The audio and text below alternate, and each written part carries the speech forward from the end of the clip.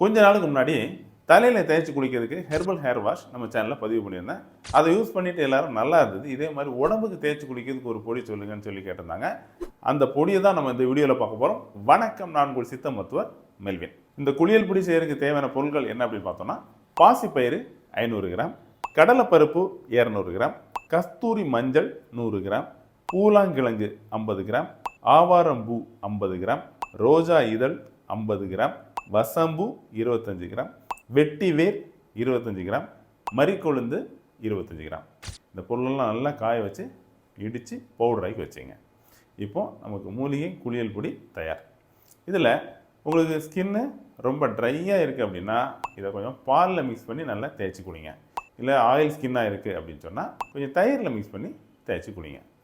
இப்படி ரெகுலராக யூஸ் பண்ணும்போது நல்ல ஃபேஸ் பொலிவாகவும் இருக்கும், உடம்புக்கு ஒரு குளிர்ச்சியும் தரும், புத்துணர்வும் கிடைக்கும்.